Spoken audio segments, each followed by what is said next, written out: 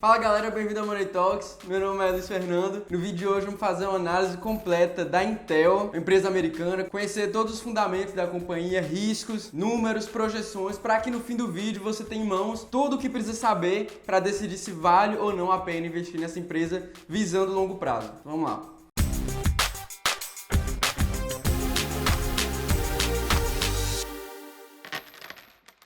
Antes de mais nada, é necessário conhecer a empresa. Então, para isso, vamos falar um pouco da história da Intel. A Intel Corporation foi fundada em 1969 e seu nome, Intel, é uma junção das palavras Integrated Electronics. Nunca que eu ia saber disso. O primeiro produto da empresa foi um circuito integrado de memória RAM, enquanto, paralelamente, os engenheiros da empresa inventaram o primeiro microprocessador do mundo. Isso foi lá em 1971, mas foi só em 1983, com o início da era dos computadores pessoais, que os lucros da Intel dispararam de fato, a ponto de na época eles colocarem como meta virarem a única fonte a produzir os próximos processadores, que viriam para suceder o que era então famoso na época microprocessador 8086. Eram metas bastante audaciosas, mas durante os anos 90 a Intel se tornou o maior fornecedor em microprocessadores do mundo. Já era bem conhecida por táticas bastante agressivas de mercado, principalmente para defender a sua posição no mercado em relação à AMD e à Microsoft, duas empresas que hoje ainda são gigantes. E para vocês terem noção da importância dessa empresa, ainda lá nos anos 90, os laboratórios de arquitetura da Intel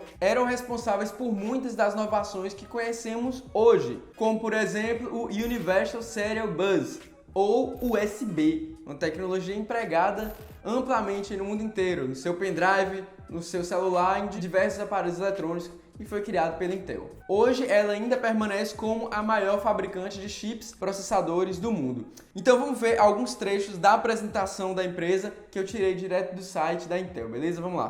O objetivo deles é criar tecnologias revolucionárias que enriquecem a vida de todos. Suas principais motivações são guiar uma inovação que torna o mundo mais seguro e aumenta a produtividade, aproveitar o alcance global para melhorar a sociedade, empresa e o planeta e pressionar os colegas do setor a serem mais responsáveis, inclusivos e sustentáveis. E a visão é ser líderes de desempenho que libertam o potencial dos dados, que é o que os processadores fazem. E vamos falar então da estratégia utilizada pela Intel para gerar valor. Aqui eles dividem o seu capital em 6 modalidades, apresentam a estratégia e mostram como gera valor. Então vamos falar de cada uma delas. Primeiro, capital financeiro. A estratégia é levantar capital financeiro para investir na própria empresa, aumentar e fortalecer as capacidades através de aquisições, investimentos estratégicos e conseguir retorno para os seus acionistas. Eles transformam essa estratégia em valor, investindo estrategicamente esse capital financeiro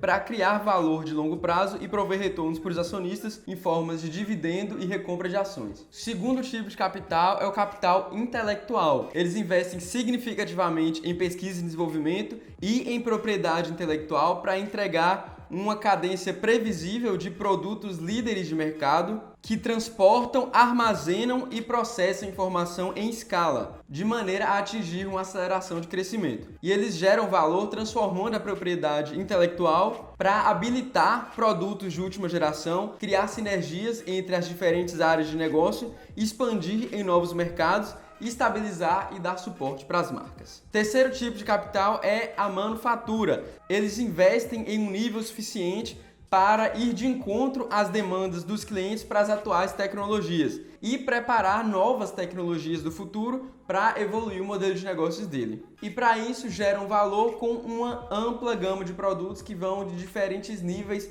do mercado, como a gente vai ver mais para frente, tá? Capital humano, eles continuam a construir um ambiente de trabalho diverso, inclusivo e seguro para atrair, desenvolver e reter as pessoas mais talentosas do mundo para estarem na linha de frente da inovação da empresa. E transformam isso em valor à medida que seus profissionais capacitados e em um ambiente saudável estão aptos a desenvolver as tecnologias mais inovadoras do mundo.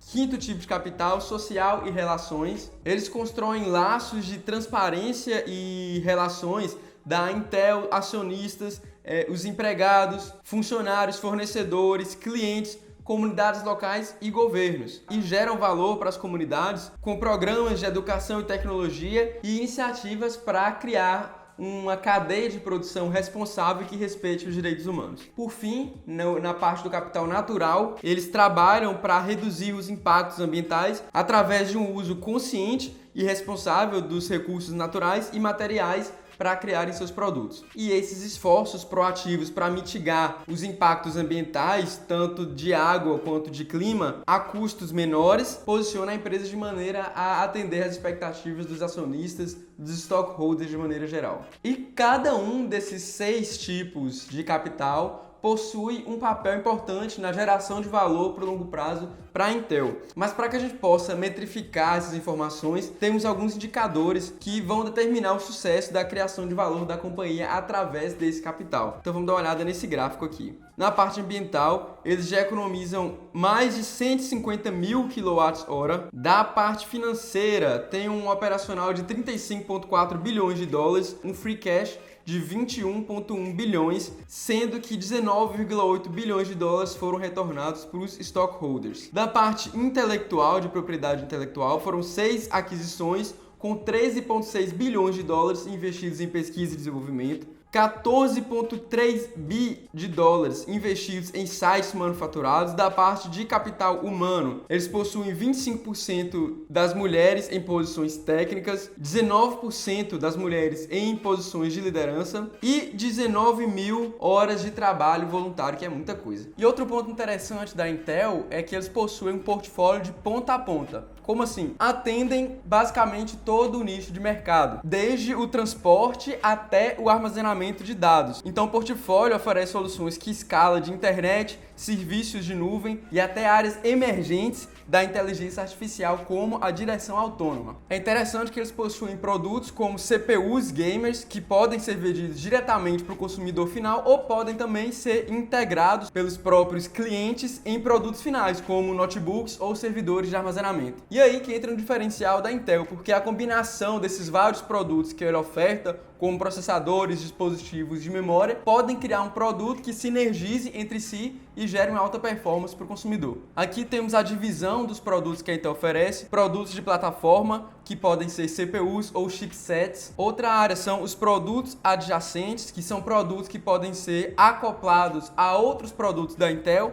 como aceleradores, placas de servidores, produtos de conectividade, como controladores de internet, modems de celulares, Wi-Fi e Bluetooth, e produtos de memória e armazenamento, como os SSDs e componentes de memória. Outro ponto interessante é que eles atuam ferramentas para desenvolvimento de software. Aqui no site deles fica bem claro e bem interessante também que eles dividem por tópicos esses softwares. Então tem ferramentas para desenvolvimento de inteligência artificial e data science, sistemas de IoT, gráficos computacionais, segurança, network, mídia, diversas soluções que a Intel oferece como ferramentas. E eles usam muito em sua propaganda ou com o seu negócio a ideia de que eles vendem serviços ou produtos que destravam o potencial das pessoas, destravam o potencial das ferramentas que elas utilizam.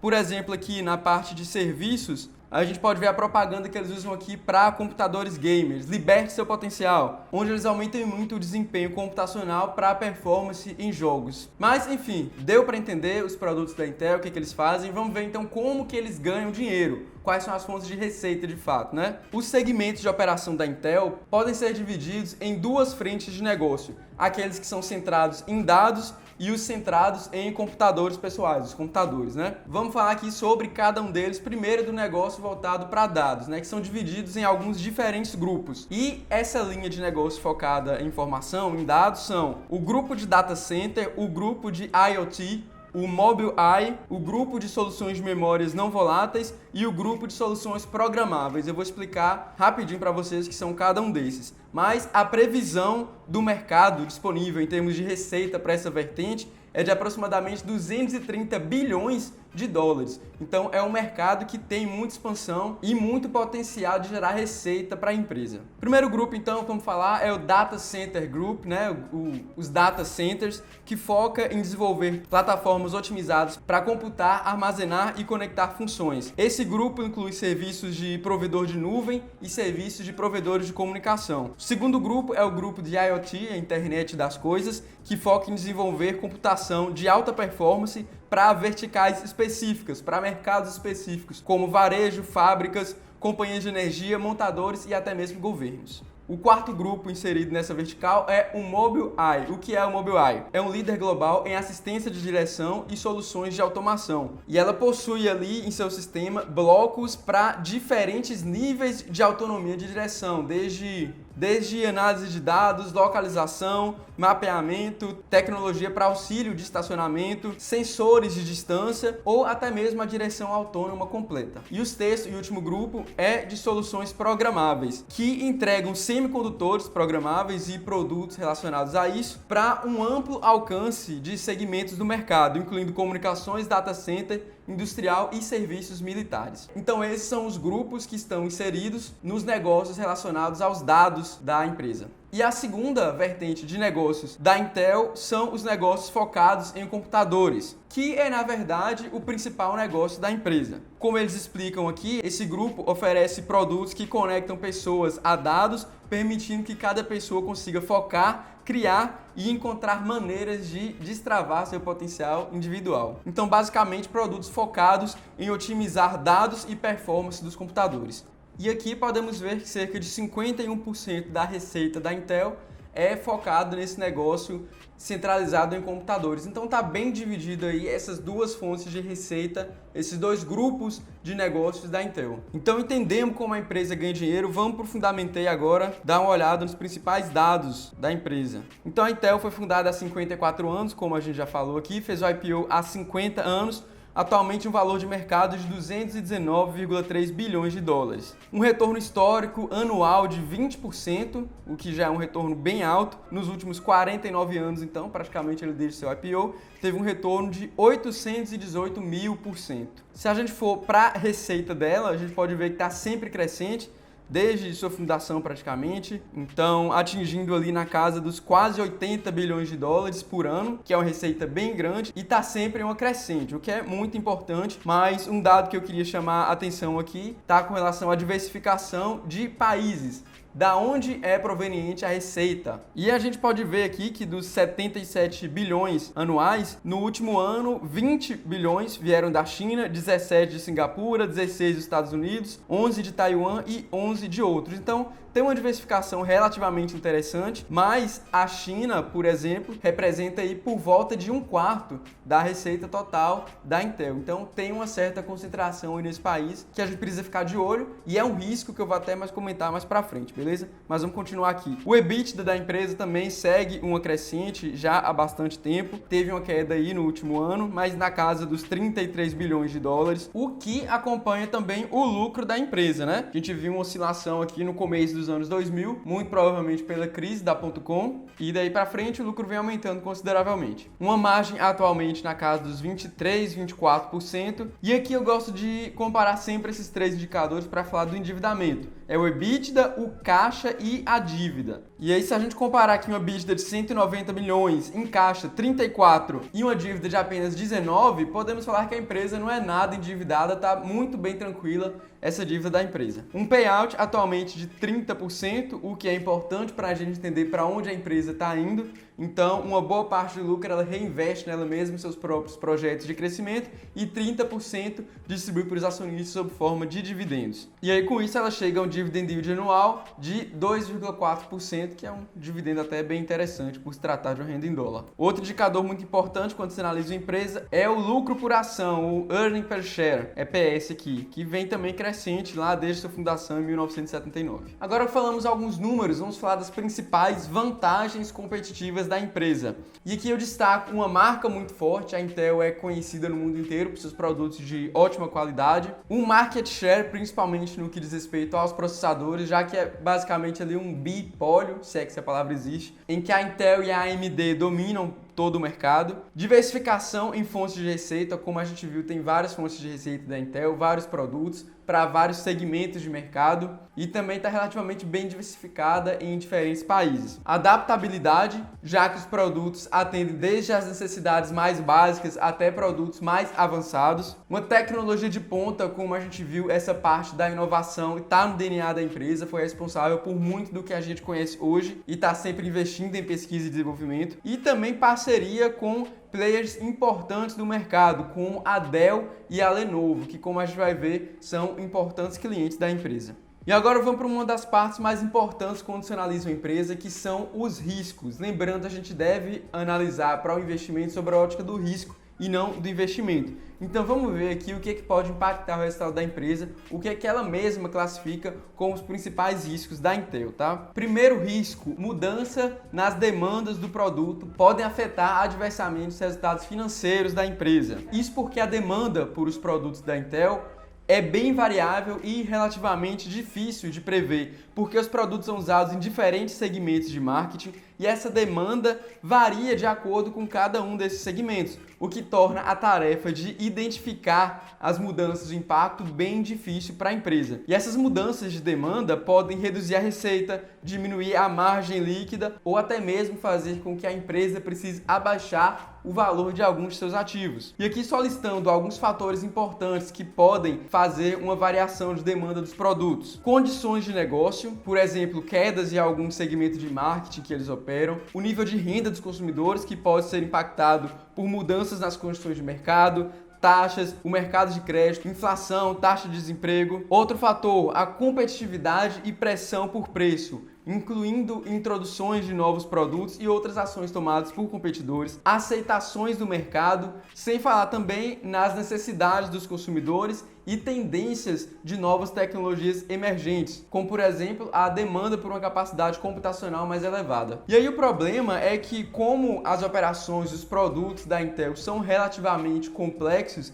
nem sempre eles conseguem responder de maneira imediata a cada flutuação de demanda do mercado, o que pode significar custos excessivos ou uma sobrecarga na empresa. Porque é aquilo, a Intel não trabalha com commodities, são produtos de alta tecnologia com custos operacionais que são fixos, altos e difíceis de reduzir no curto prazo, como por exemplo pesquisa e desenvolvimento ou até mesmo o treinamento do pessoal, dos empregados, que precisam ter altas habilidades. E aí o problema surge dos dois lados. À medida que uma demanda por um produto diminua ou que eles falham em acertar essa quantidade de demanda, eles podem ter que se desfazer de parte do estoque ou diminuir a sua margem líquida. Por outro lado, se a demanda por um produto aumenta ou eles falham em atender a essa demanda, eles podem perder oportunidades de receita ou perder market share para outras empresas. Então, esse ponto de equilíbrio entre a oferta e a demanda é um grande desafio, um grande risco para a Intel. Outro risco é a competitividade. Esse mercado que a Intel está inserido é altamente competitivo e sujeito a rápidas alterações, a rápidas mudanças nas tendências de tecnologia. E se a Intel não consegue responder a essas alterações, eles acabam perdendo poder competitivo em um ambiente que essa competitividade já é muito intensa, porque os principais produtos da empresa competem com base em performance, eficiência de energia, integração, facilidade de uso, design inovador, preço, qualidade, durabilidade, segurança, reconhecimento de marca, atendimento ao cliente. Tem muitas variáveis que os competidores estão sempre trabalhando ali para se manter no topo. E a importância de cada um desses itens varia de mercado para mercado, varia de produto para produto. Então, na medida que os produtos deles não atenderem à necessidade dos clientes, vem outra empresa lá e toma um percentual do market share da empresa, o que é muito ruim. Então, esse é outro risco aí. Tem competidores muito fortes no mercado, como a AMD, a Nvidia, que estão de olho ali no percentual do mercado da Intel. E outro ponto também complicado são novas fontes de competição, como uma mudança que vem passando aí nos participantes da indústria, principalmente vindo por parte da China, o que pode ter um impacto significativo nos resultados da empresa, já que, como a gente já viu aqui, a China é um dos principais responsáveis pelas fontes de receita da empresa. Outro risco da empresa, a falha em investir corretamente em pesquisa e desenvolvimento. Porque uma empresa do setor de tecnologia, principalmente a Intel, que vive em um ambiente muito competitivo, precisa estar sempre investindo em pesquisa e desenvolvimento, desenvolver novos produtos, melhorar os produtos já existentes, os processos, tudo ali na frente dos competidores. Só que, como eles mesmos explicam aqui, alguns dos esforços para desenvolver novos produtos às vezes falham, podem, por exemplo, não ser bem recebidos por consumidores, então nem sempre esses investimentos em pesquisa e desenvolvimento vão ser bem sucedidos. E aqui eles citam, por exemplo, que eles estavam desenvolvendo um modem para smartphone com a tecnologia 5G que abandonaram lá em 2019 porque não conseguiram traçar um caminho para tornar lucrativo. Então, muitos desses produtos não trazem o retorno sobre o investimento que eles esperam e isso pode impactar negativamente a empresa. Riscos relacionados à fabricação dos produtos. Esse risco está relacionado a atrasos no processo de fabricação, principalmente devido à complexidade de interações entre várias plataformas que precisam estar bem mapeadas. Então, por exemplo, existem diversos sistemas operacionais, diversos aparelhos diferentes e essa integração muitas vezes pode atrapalhar o processo de produção da empresa. Riscos de fornecimento. A Intel possui milhares de fornecedores que provêm materiais e equipamentos usados na produção da empresa. Porém, como eles mesmos citam, às vezes achar um fornecedor para um material específico pode ser bem difícil. E aí muitas vezes eles confiam em apenas um ou em um número limitado de fornecedores. Ou pode ser que eles estejam concentrados em uma única localização. Isso porque um bom fornecedor vai impactar positivamente na qualidade, na viabilidade e na precificação dos produtos e serviços da empresa. Então essa etapa de achar um bom fornecedor pode ser um processo lento e muitas vezes levar a atraso na produção ou até custos adicionais. Por outro lado, se um desses fornecedores falha em entregar materiais de qualidade, isso pode gerar atrasos ou problemas com a qualidade dos equipamentos finais. E aí, com isso tudo, vem novamente queda de receita ou possivelmente queda de margem que pode afetar negativamente a empresa. Defeitos de fabricação. Às vezes podem acontecer defeitos nos produtos, o que resulta em problemas no design, na fabricação ou até mesmo processos de testes. E aí as causas para essas falhas nos produtos, para esses defeitos, podem ser várias. Por exemplo, pode ser falha em algum produto de um fornecedor, pode vir com defeito já. E aí um problema que pode estar relacionado a essa falha nos produtos é que eles podem causar danos materiais para os consumidores, né? Lembrando que muitos dos componentes da Intel são acoplados em outros sistemas, em outros computadores, o que é outro risco. E aqui eles listam alguns custos que um defeito em algum produto podem levar. Eles podem ser obrigados a eliminar alguns produtos do estoque, pegar de volta alguns produtos que já haviam sido entregues, providenciar troca ou modificação caso o cliente já tenha recebido algum produto com defeito, ou até mesmo se defender legalmente em algum possível processo judicial. Então é outro risco que deve estar embutido aí na empresa que pode diminuir a receita e a margem dela. Riscos associados ao meio ambiente, saúde e legislações de segurança. O processo de fabricação e teste dos produtos da Intel utilizam alguns materiais perigosos que às vezes podem ser danosos para o meio ambiente, para a saúde e talvez ferir algumas leis de segurança. Se eles falham em cumprir alguma dessas determinações, eles podem estar sujeitos a diversas penalidades, como suspensão da produção, alteração do processo da fábrica, sem falar no próprio dano à reputação da Intel. Então é outro ponto aí para estar bastante ligado. Porque, por exemplo, para fazer com que os produtos da Intel se encaixem na regulação do meio ambiente, eles têm um custo adicional em modificar o design, em questão do uso da energia, do consumo de energia e até mesmo para evitar poluentes para o ar. Riscos associados ao Covid-19. Com essa situação que a gente viveu desde 2020, do começo de 2020, muitas das práticas de trabalho mudaram no mundo inteiro. Na Intel não foi diferente. Por exemplo, na mudança do ambiente de trabalho para o home office.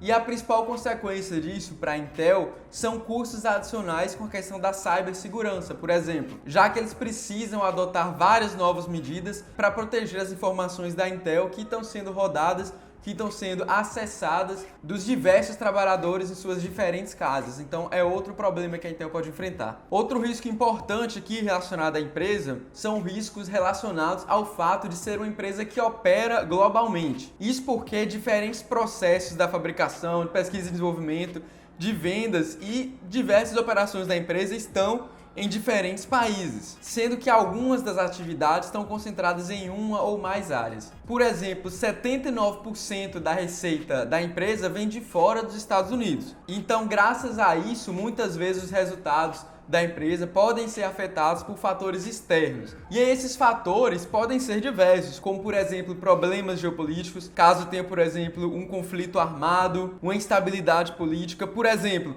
o Mobileye, que é o produto da empresa focado em direção autônoma, está situado em Israel, que é uma área militarmente instável, então é outro risco. Restrições do governo ou nacionalização das operações em alguns estados, né? E aí a gente fala de políticas mais regulatórias do governo, mais intervencionistas, mudanças adversas nos governos de diversos países, em caso de incentivo a alguns competidores, e até condições locais de negócio, que podem mudar aí de país para país o tempo inteiro.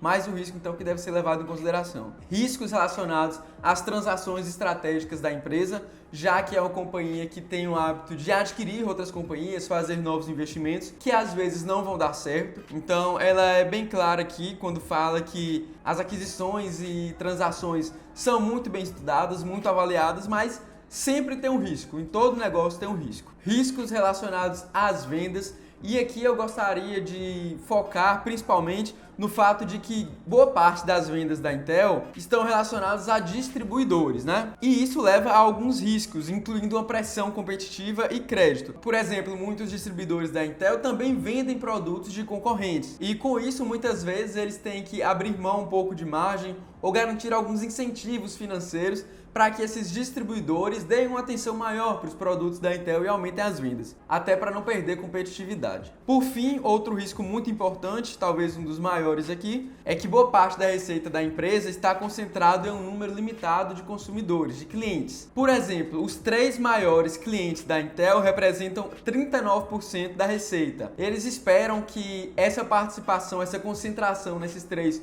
continue ainda durante um tempo, e é importante ter esse risco bem calculado, porque caso a Intel perca um desses clientes, o impacto na receita vai ser muito grande. Então esses são os principais riscos aí que a gente tem que ficar ciente da empresa, tá? E agora falando um pouco do setor, do futuro do setor, né? Vamos dividir um pouco aqui entre as diferentes vertentes de negócio da Intel. O setor de data center, que é onde estão incluídos, por exemplo, serviços de cloud, tendem a passar por uma grande transformação nos últimos anos em questão de arquitetura para abranger diferentes tipos de computadores, de processadores e lidar com diferentes cargas de processamento. E com a expansão da velocidade com que as informações estão sendo criadas, esses serviços de cloud, de armazenamento, vão ter uma demanda muito grande no futuro e é uma das principais linhas de negócio que deve crescer da Intel nos próximos anos. A IoT, que é a parte da inteligência das coisas, é outro negócio que está numa tendência de crescimento muito grande. No caso, eles oferecem um portfólio bem amplo de tecnologias, soluções prontas e ferramentas para que consigam criar serviços para hospitais, escolas, enfim, fábricas. Diversos tipos de negócios estão implantando a inteligência das coisas em seus programas. Então, outro setor que tende a crescer muito e beneficiar a Intel. A parte de computadores nem se fala, o computador hoje é mais essencial do que nunca. E aqui alguns dados: o tempo gasto nos computadores aumentou muito nos últimos anos e também o número de computadores por residência, o que reforça a tendência de crescimento aí desse setor. E aqui uma mudança que foi forçada, principalmente nos últimos 2 anos com a questão da pandemia, foi a mudança de demanda dos grandes computadores, dos desktops, para notebooks, graças à questão da mobilidade que o notebook proporciona, né? Mas por outro lado também a Intel enxerga uma oportunidade muito grande na questão dos computadores. Atualmente eles estimam que existem 150 milhões de empresas e governos com computadores que têm mais de 4 anos de idade, ou seja, que já estão precisando trocar. E aí mais um ponto que eu gosto sempre de citar com relação a esse setor. As informações estão sendo produzidas em um ritmo cada vez mais acelerado.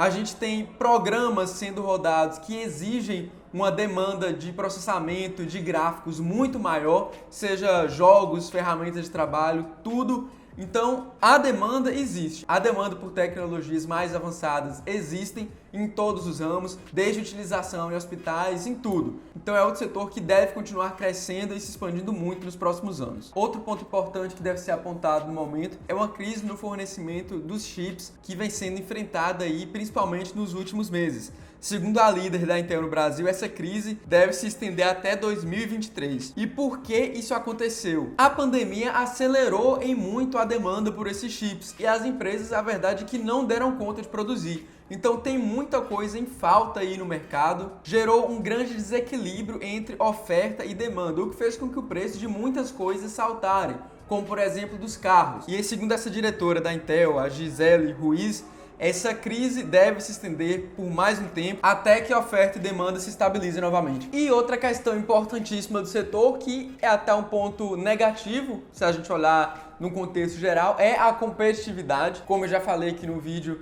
é muito assíduo isso, tem muitos players no mercado, Nvidia, Qualcomm, a Intel, a AMD, a própria Apple ali meio por fora nessa questão de chips. Então é uma concorrência muito grande aí que a Intel tem que se sobressair, tá? Mas de maneira geral, esse setor de tecnologia é sempre um setor incrível, sempre em expansão, porém com, novamente falando, uma dependência muito grande da assertividade dos recursos utilizados em pesquisa e desenvolvimento. É sempre uma área que tem que estar como prioridade de qualquer empresa de tecnologia. E a Intel sabe disso, investe bastante em pesquisa e desenvolvimento e cita isso como um dos seus riscos, tá? Então é importante aí, essa foi a análise geral do setor. No final das contas, vale a pena investir ou não vale a pena investir? Bem, é uma empresa com diversos pontos positivos, alguns pontos negativos, o mesmo se aplica ao setor, mas no geral, se a gente for olhar o contexto geral, os números da empresa são excelentes. É uma empresa muito resiliente, uma empresa conhecida por estar sempre inovando com sucesso. Então, a gente cita todos os riscos que envolvem na empresa, que podem se concretizar ou não. Então, tudo tem que ser bem pesado aí e composto na carteira. Na minha opinião, vale sim a pena investir para o longo prazo. Isso não é uma recomendação, mas é o que eu faria. Na verdade, é o que eu fiz. Eu investi na Intel no mês passado. Se você quiser conferir como está a minha carteira, eu vou deixar o card aqui em cima. Então foi um novo ativo que eu adicionei à minha carteira. Ah, e a Nvidia e a AMD? Uma coisa de cada vez. Também são ótimas empresas que a gente pode estar fazendo análise aí mais pra frente, beleza? Se você quiser, deixa aí no comentário que a gente prepara uma análise dessas empresas também. Bem, para você que é guerreiro, que chegou até aqui, espero que esse conteúdo tenha sido produtivo para você. Se gostou, então deixe seu like, se inscreve no canal para não perder mais nenhuma análise de empresas. E já que a gente está falando de empresa de tecnologia, eu vou deixar para você aqui uma análise completa da Microsoft para você não perder e ver se vale a pena investir nessa empresa também. Beleza? Então, até o futuro.